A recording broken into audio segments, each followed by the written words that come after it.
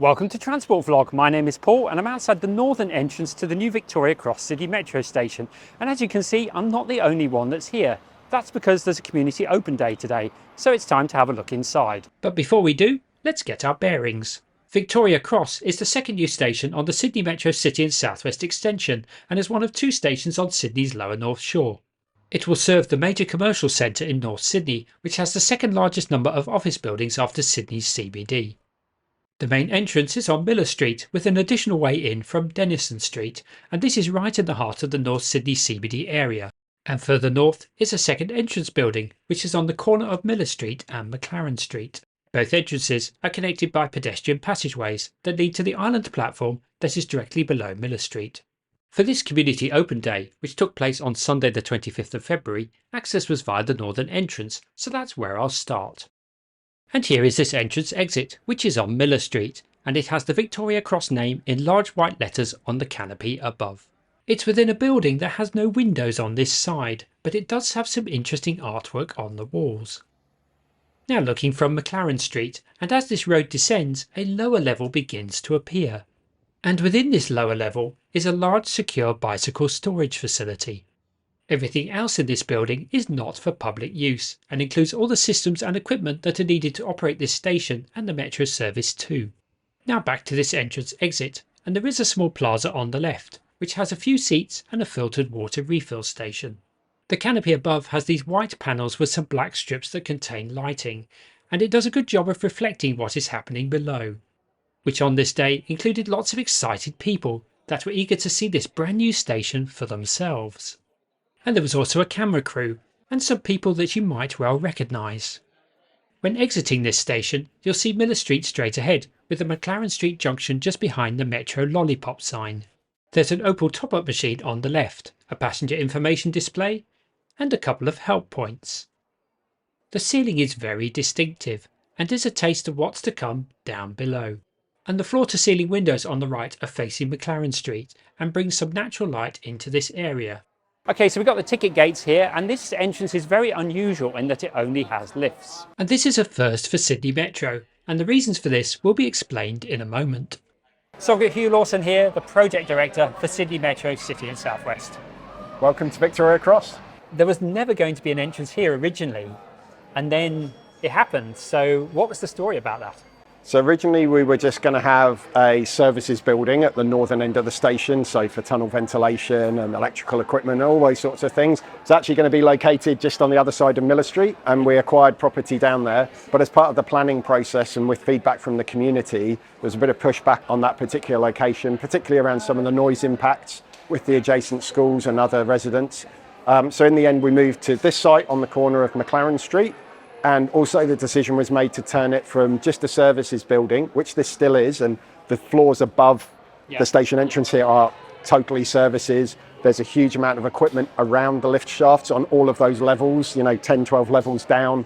All around the lift shafts is actually a lot of equipment that customers will go straight past in the lifts. So this is now a combined station entry and services building. But because of the footprint of the site and the depth here, that's why it's served only by lifts. By lifts, yeah. And there's some quite nice artwork on the outside of this building, I noticed as well. Yeah, the cladding's great. Yeah. So there's some artwork built into the cladding, some features there. So you can see that in the patterning, and now that's all been revealed. It's just like the artist's impressions, to be honest. This northern entrance is definitely expected to be the quieter of the two entrances. Most of the customers will come in and out through the southern entrance, but it will be very busy, and it does serve both the residential area and a lot of schools. So at school start and finish times, we're expecting this entrance to be pretty busy. So no escalators at this entrance. Instead, there are 4 lifts, and each lift can hold up to 27 passengers. These are the same type of lifts that have been installed at other new Sydney Metro underground stations, and also on the upgraded parts of Central Station as well. So whilst this is the only Sydney Metro station entrance that has lifts only, there is one other city in the world where this is quite common, especially for older stations. Which city is that? Let me know in the comments. The journey between the entrance and the level below takes just 26 seconds. So now getting close to the lower level, which is coming into view right now. And the doors on these lifts open on both sides at the same time. I've not seen that before on Sydney Metro. So this entrance is unique and having lifts, but one thing I didn't realise is that there are doors on both sides of the lifts. Why is that? Capacity really, so you'll see it on other busy railways around the world that we've got the through lifts, so the doors open on one side to let people out the lift, and then a few seconds later they open for people boarding, so they kind of move through, and that's just to get the maximum throughput through the entrance, because as you say, this is unique on the metro network. This is the only station and the only entrance that is lift only. All of the others have a combination of lifts and escalators, but here, because of the depth of the site, really it's only suitable for lift only. This is the deepest point on the City and Southwest project. So from the northern entrance, passengers will enter the lifts from this side, but when arriving, they will come out via the lift doors on the other side, with signs then directing them towards the exit. At this lower level, departing passengers will come out via these doors on the right, with those arriving going to the left of the lift shafts to access the doors on that side. Another advantage of having the double doors, of course, is that people in wheelchairs and prams can just go straight through. Yep. Which is really good Yep. as well. And like some of the other lifts we've got at Central Station, for example, are through lifts because of that reason, and that actually works a lot better. But here it's also because of that capacity and throughput. We're effectively 13 floors below ground level. We're in like a basement level 12 or 13. And then we've got another level to go down to the actual platforms themselves. The wall by the lifts has an architectural finish that consists of light brown aluminium panels with small and large spots that match those on the outside of the northern entrance building. From the lifts, which are now behind me, this pedestrian tunnel takes passengers to the northern mezzanine, where further escalators and lifts descend to the platforms. The upper walls and ceiling are very similar to the northern entrance exit. The main difference is the use of brighter strip lighting on the two black sections, and this really illuminates the tunnel, making it feel light and inviting. And on this ceiling, you can see the reflection of other passengers walking below. That's very cool. But don't stare at the ceiling for too long, as you never know who might be coming your way. Anyway, let's continue. The tunnel becomes a little wider, with seats on the left for anyone that needs them. It now curves around to the right, where the end of this tunnel becomes visible. In the construction industry, these pedestrian passageways are often referred to as adits, which is the technical term for any kind of horizontal tunnel. So now approaching the north mezzanine, and you can see the platform escalators and lifts straight ahead, and over on the right are the toilets. So Victoria Cross, the push button toilets are back. They're quite similar to the ones at Waterloo Station, with a separate area for the toilet and then the sink, hand dryer and baby changing facilities on the other side. It's still important to lock the toilet to avoid any nasty surprises.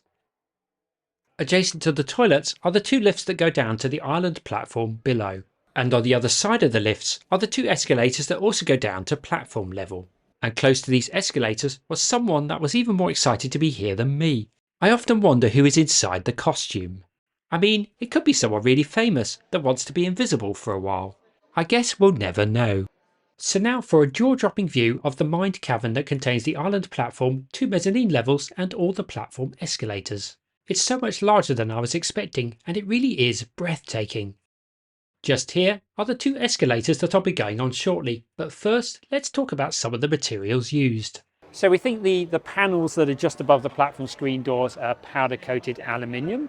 Then you've got these, the curvy bits there, glass reinforced concrete. And then Hugh, what's above? This is the white. So these are aluminium panels for the roof. So there's about 1,700 of those that stretch all the way down the cavern, and about 240 of the concrete GRC panels here in the cavern, and you'll see those around the adits as well, connecting spaces. So a similar colour palette used throughout the station. It really unifies all the different parts of the station together. Once we got the permanent lighting in, you really saw what the space was going to be like. Okay, we've got another Paul here from Paul's Trains Vlogs. So what do you think? It is absolutely 100% stunning. So this is going to be your local station for work. Local station, yeah, either that or North Sydney. I work for Pacific National. Yeah. It's good. Catch you. Nice to meet you, Paul. Good to see you. Paul has been uploading videos for much longer than me, so click the link above or in the description below to check out his channel. So now coming down one of the two northern escalators, and the views get better and better. This station was designed by Cox Architecture in collaboration with Bates Smart and Aspect Studios. Their intention for the platform cavern is to portray a sense of sleek international efficiency, speed and ease of use. and by doing so reflect the nature and expectations of contemporary world travel in a world-class city. This is an incredible space below ground. We are right underneath Miller Street, under the road. That's where the actual platform cavern's located. The two entrances are obviously on the blocks off to the side, so there's some connecting tunnels or adits which take you to and from the cavern. But when you're down in this space, this is massive. It's about 25 metres wide. It's about 16 metres up to the ceiling above us. One single space with both platforms and tracks in. And having both platforms and tracks within a single mined cavern is unique to this station, and I'll talk more about this later, but first it's time for an explore. These are the two escalators that I came down on earlier, and looking towards the northern end reveals two lifts that come down from the northern mezzanine level above. And prominently marking the northern end of the platform cavern are the same spotted brown aluminium panels that you saw at the northern entrance lifts earlier. This single concrete column supports the northern mezzanine level above, and I think these white horizontal struts might help reduce sound levels on this part of the platform. Am I right in saying that this is the deepest of all the metro stations? Yeah, that's right. Because of the geography in North Sydney, the hill up Miller Street, that entrance down to platform level is about 50 metres. And then there's another level below the platforms that customers don't see, where we've got some of our services. The south end is more like 35. So you've got, 15, 20 metres difference just in the height of Miller Street, walking up the hill between the two. The platform itself is basically flat. So all that height difference on the road means the northern entrance is much deeper below ground level than anywhere else. Most passengers, customers that have been coming in, as you hear people coming into the cavern for the first time, there's a real wow moment. But I also don't think people realise quite how deep they are below the ground. You don't realise how far below ground you are, and that's great. That's what we wanted. We wanted it to feel light and spacious. Although it looks very different to Barangaroo or Waterloo, there are the standard system-wide components that are the same at each station. These include the platform screen doors, the platform information displays, and the benches with the integrated station signs. In the middle is the first bank of 3 escalators that lead to the southern mezzanine level above, where passengers can continue up to the southern entrance. And this column is supporting that level above. And then a little further along is another bank of 3 escalators that also go up to the southern mezzanine level. On this day, the middle bank of escalators were all going up, with the ones further south coming down, but when the station opens, each bank will have a mix of up and down escalators. Close to the southern end is an impressive double lift shaft. Now watch this lift as it magically disappears through the ceiling. That's added a new degree of coolness to this station. And if you're puzzled as to where this lift went, then all will be revealed later, so keep watching. Just beyond this double lift shaft are more of the spotted brown aluminium panels, and these mark the southern end of the public part of the platform cavern. But the cavern is actually much longer, as Hugh now explains. This isn't the full length that you see here. When we excavated this, it's about 300 metres long. Oh wow, okay. Like an incredible space that we excavated below ground. Then the TBMs came through. Then at the ends, there's some of that back of house equipment to run the railway. So what you can see is about 180 metres long. Right. So similar to the length of the other platforms at the other stations. We excavated the north shaft and the south shaft, where, if you like, the station buildings are. This cavern was then mined with road headers from the south shaft. The north shaft was effectively mined down independently, so a huge volume of material that all came out through the site here, particularly through the south end of the site. So a major logistical challenge and an engineering challenge to create this space below ground. So as I mentioned earlier, Victoria Cross is the first Sydney Metro station to have a single mined cavern that contains both platforms and tracks. Crow's Nest, Barangaroo, Waterloo and the Central Metro platforms use the cut and cover method of construction, where a large station box is excavated and then the station is built within it. This construction method doesn't require any below ground excavation, but it does involve demolishing all buildings above before the station box can be excavated. And with many modern high-rise and some classic period properties in this area, demolishing was not an option. Of course, some buildings did go to create the shafts and build the 2 entrances, and I'll cover those in a future video. Martin Place and Gadigal stations also have platforms within mined caverns, but with separate caverns for each platform, so that's quite different to Victoria Cross.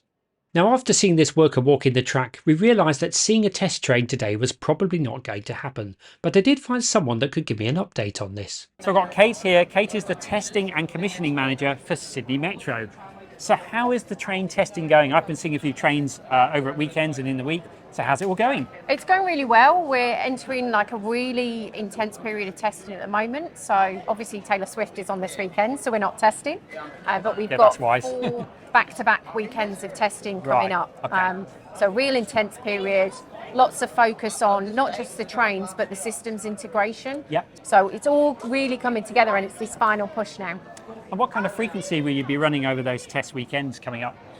So we finish with a saturation test of around 29 trains. Oh wow! Okay. Yeah. So it's quite Right. loaded, Yeah. and that's part of proving the capacity of the system works with all of the other systems. Absolutely, that's great. And of course, we know there's some good places to watch the testing: Sydenham Station, Chatswood Dive Site, Mowbray Road Bridge, Chatswood Station. And if you go down to Central Station, you better hear the trains on the metro platform. So worth doing that as well. So now heading up to the South Mezzanine, which is still within the platform cavern. All the signage is in, as you can see here. The South Mezzanine is much larger than the North Mezzanine that you saw earlier, and that's to cater for the higher volume of passengers that will be entering and exiting this station via the main southern entrance that is in the heart of North Sydney CBD. On the left side, the South Mezzanine goes all the way to the cavern wall, but on the right there is a gap that is protected by some glass screens.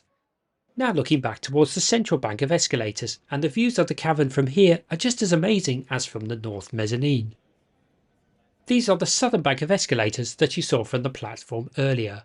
And now for a once in a lifetime view of all the escalators running in a downward direction, as you may never see that again. Behind these escalators is the lift shaft for the southern platform lifts, but the mezzanine level ends just before these lift shafts, so they won't be stopping here. But it's a great spot for another view of the lifts magically disappearing into the ceiling, or to watch them appear from nowhere. I still can't get over how cool this is. Entry and exit from the South Mezzanine is via this pedestrian passageway that is just to the left of the south set of escalators. And here is a closer view of this passageway, and as you can see, it's very large and spacious. If you've been very observant, you might have noticed that the Denison Street exit arrow is always on the left, with the one for Miller Street South on the right. Well, there is a reason for this, which I'll reveal a little later. So now walking along this passageway, and almost immediately, a bank of 5 escalators come into view as it curves to the right. Just like the mined platform cavern, these were also excavated using road headers. It's fantastic to see 5 escalators here, so clearly thinking about future capacity, and this will probably be the busiest metro station after Central, Martin Place and Gadigal. Now approaching the South Concourse, and as you can see, the same ceiling panels continue above to provide a consistent look and feel throughout the station. Again, this is a very wide and spacious area, and there is some natural light coming in through this skylight above. Now looking back towards the South Mezzanine escalators, which are also within a mined cavern, and it appears that the spotted brown aluminium panels seem to mark the start and ends of caverns. And looking towards the left reveals a passageway that leads to the 2 platform lifts. And these are the same lifts that you saw disappearing into the ceiling earlier, so this is where they come out. There is some seating and a help point next to the lift entrances. So let's take a ride back down to the platforms. So this is the concrete wall around the lift shaft that is above the mined platform cavern. Now entering this cavern with the South Mezzanine and now Island platform in view. So taking the lift is definitely a fun way to get to the platforms. And these are also through lifts with the entry and exit doors on opposite sides. Now going back up again, and from the other side you get a close-up view of the now familiar spotted brown aluminium panels, and then the lift magically disappearing through the ceiling with you in it. Now back on the South Concourse, and straight ahead are the opal gates and then the escalators that go up to street level. And over on the right is a large toilet block, and for a tour of one of the fully accessible toilets I'm going to hand over to Matthew. So just inside of here we've got a lot more spaces, like if you're in a wheelchair you can come on in here and then you can independently lift yourself out and sit there as well. And then you also got your own sink, sanitary, you got hand dryer is here as well. And in case you still need a reminder, remember to press the lock button. The ambulant toilets are quite different to those within the North Mezzanine, with no physical separation between the toilet and the sink and hand dryer.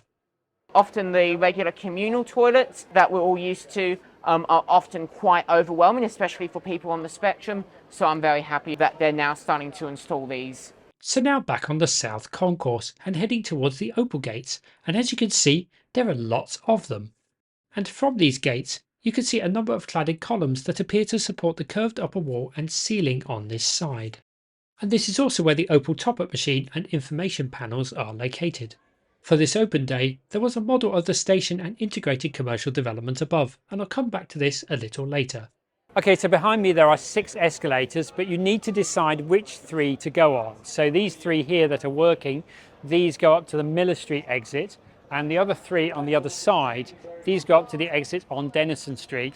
And if this doesn't quite make sense yet, it will do in a moment. And that's why the Denison Street arrows are always on the left. To the right of the escalators are the 2 lifts that go to street level. And these provide step-free access to both Denison Street and Miller Street South, and I'll show you these later.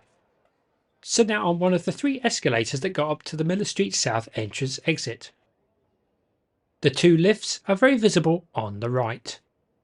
And on the left are the 3 Denison Street escalators, and as you can see these are slightly shorter, coming out at this lower level.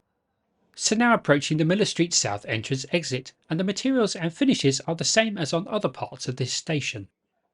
The roller shutters are down, so we won't be able to come out here. But there is still lots to show you, including some captivating artwork. So this, where the shutter is here, this is going to go to Miller Street. So this will be the entrance exit for Miller Street.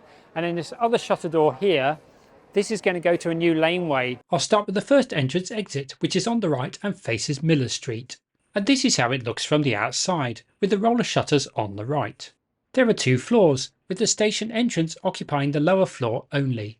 As the upper floor has windows, I'm guessing it will be a public space, perhaps a cafe or restaurant. The colours are much more subtle compared to the Northern Station building, with a whitish canopy above the entrance and a dark grey canopy above the upper level. The next floor up, which is part of the integrated station development, has a number of grilles, so this is likely to be for ventilation systems and other station services. And then on the floors above are the lower levels of the integrated commercial office tower that is being built above, and I'll talk more about that later. Lots of groundwork is happening outside this entrance, which is why the shutters were down on this day. This is for the future station plaza. So now for the second entrance exit, which is straight ahead. And that comes out in this area here. This will also provide access from Miller Street and from a new laneway that is being built between the main integrated station development and this smaller building on the right. And you can see part of this future laneway through the roller shutters. And if you like food and drink, this may well become your new happy place, as it will contain a number of cafes and restaurants. All the premises in this laneway have now been let, and this map shows what your food and drink options will be. Access to Denison Street is via these stairs. And this image shows both entrances along with the plaza area on Miller Street and the entrance to the laneway. So now for the third and final entrance exit, which is for Denison Street, and as I pointed out earlier, it's on this level below. Passengers exiting the station will walk along this area and then go around to the left.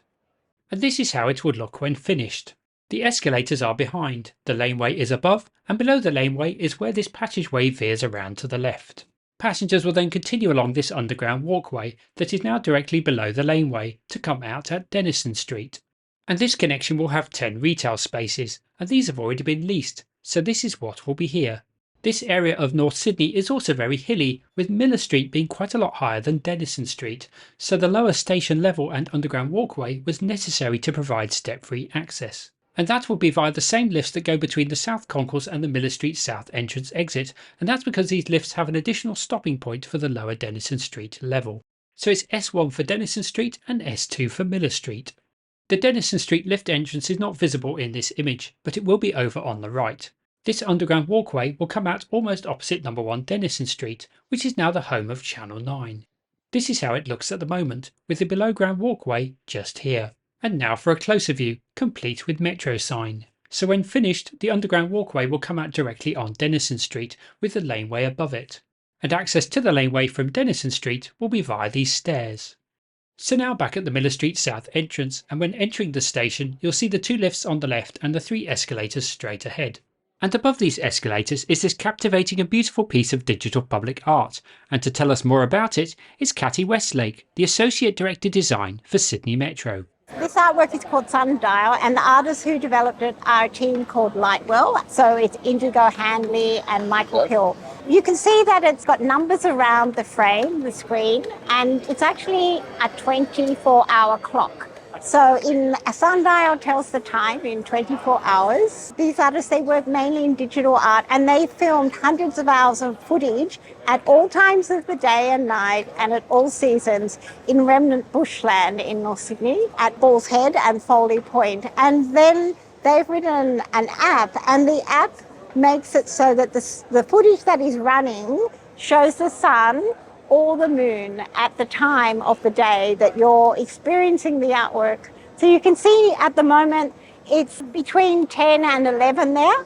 If we were to come back at 7 o'clock, 8 o'clock tonight, the moon would be way over on this left-hand side, and you would know that it's nighttime from looking at the clock. Fantastic. Yeah, it's very beautiful, isn't it? It's a very immersive piece of art. Now, sundials were invented in the Northern Hemisphere, where the sun goes across the sky in a clockwise direction. But in the Southern Hemisphere, it's anti-clockwise, and that's why the hours on this sundial are the wrong way around, with the hours for the morning sun on the right and for the afternoon sun on the left. And to see the moon, well, you'll have to wait till opening day. Now, you may be wondering why this station is called Victoria Cross. Well, the name comes from this nearby intersection with Pacific Highway, Miller Street and the western part of Mount Street.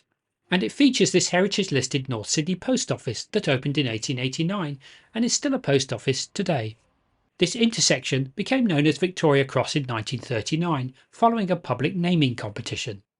So, got Catherine here, you are the services manager for this station. Yes. And you're going to tell us lots of geeky facts because our viewers love this sort of stuff. Okay, well, look, this is one of the largest stations on the network, and is one of the locations that has 233 kV rectified transformers and 1500 volt DC system which runs the trains. We also have on each side, south and north, 11 kV transformers which power up the local building services on the station. There is so much redundancy in this design. There's duty standby systems for not only cooling but also electrical systems and communication systems. So pretty special project to be involved in. So if the power went off, if the whole grid system went down, what would happen here? Okay, well, we've got a lot of UPS back systems, particularly for life safety elements, but also for essential services for all of the computer systems so that the cooling can remain online. So there is battery backup systems that can, protect the running of and continuous operation of the train. Brilliant. Thank you so much for that. My pleasure. The Southern Station entrance is integrated into a 42-storey commercial development that is being built above. And this development will be known simply as Victoria Cross to reflect its integration with the station and nearby intersection. By March 2024, the central core had reached 26 storeys, with floor-to-ceiling windows already in place on the lower 6 floors, with many of the higher floors beginning to take shape. This model, that was down in the South Concourse, shows how it would look when finished. The main entrance and lift lobby will be on the corner of Berry Street and Miller Street, but you can't see that as yet.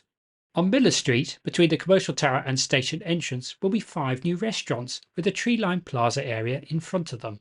This commercial office tower will have 58,000 square metres of floor space and accommodate around 7,000 people. The architects are Bates Smart, who also designed parts of the station. On Berry Street, you can see more grills for tunnel and station ventilation systems, so instead of having a separate services building, all the services elements are integrated within this one structure. And this is how the rest of this development is looking on this side. This will be a net zero carbon building, powered by 100% renewable energy. To finish off this video, I'm going to head back to the northern entrance, starting with a view of the South Concourse from the Miller Street South escalators. This wall marks the end of the escalator cavern and the start of the South Concourse. The passenger journey to the platforms is very intuitive, with the opal gates and escalators to the mezzanine level very much in view, but the signs are there for anyone that needs them. And it's pretty good from the lift too, with close-up sundial views followed by the South Concourse as you descend. Now back through the opal gates and onto the 5 escalators that continue downwards. And once at the bottom, this tunnel intuitively guides you towards the South Mezzanine and platform escalators. As this southern bank of escalators is within the South Mezzanine, you can see bare concrete sidewalls and 2 supporting columns from the platform below. Now up the escalators to the North Mezzanine, with the platform lift straight ahead, and the passageway to the north entrance over on the right. This is signposted as Miller Street North, and once around the corner you'll see the lifts that go up to the northern entrance, where someone was on the lookout for me at the top. So this is Alexis. What's your YouTube channel? Useless Sydney Train Station Lover, or USTSL for short. And in 30 seconds you're going to make a rap about Sydney Metro. Yeah, about the city section. Go. Alright, this is a beat I made myself, by the way. Driving in my SUV to Victoria Cross. Everybody know what's up, I'm like the crow's nest. Everybody knows what I don't know what's next, but everybody thinks I'm like a kangaroo, so I go to Bangaroo. Don't know, listen up, I'm probably gonna go to Sydney next. I'm gonna go to Central cause I'm looking for the trains. Probably T4, I'm probably in pain. Don't you know what's up, I'll take the train to Spain. That's awesome. We love that. Thank you. For someone that is more into Duran Duran than Drake, that was surprisingly good and annoyingly catchy. So I've got Christian here, one of my Patreons, and what do you think of Victoria Cross Station? It's got some real scale to it, this one. When you go into the platform, I had vibes of Washington DC Metro, and some of the other vibes you get are very London. You've got Elizabeth Line on some of the walkways. And I reckon we'll see more similarities with the Elizabeth Line at Martin Place and Gadigal stations. A massive thank you to Hugh, Kate and Catherine from Sydney Metro for sharing their knowledge and insights on camera. And also to Jim Hook for keeping the camera rolling at times when I was chatting to people, which was quite often. And whilst I was doing that, Jim also filmed CCTV screens, the entrance to a mobile scaffolding cupboard, various buttons, telephones and fire extinguishers. He's even more geeky than me. Also thanks to other people that helped with filming the interviews. You know who you are. So that's your first look at Victoria Cross Metro Station. I hope you enjoyed this video. Do give it a like, give it a thumbs up. Please leave a comment or question below. Subscribe if you haven't done so already. And also consider joining me on Patreon. There's a link with further details below. So I'd like to thank you for taking the time to watch this video, and I'll see you in the next one soon. Bye for now.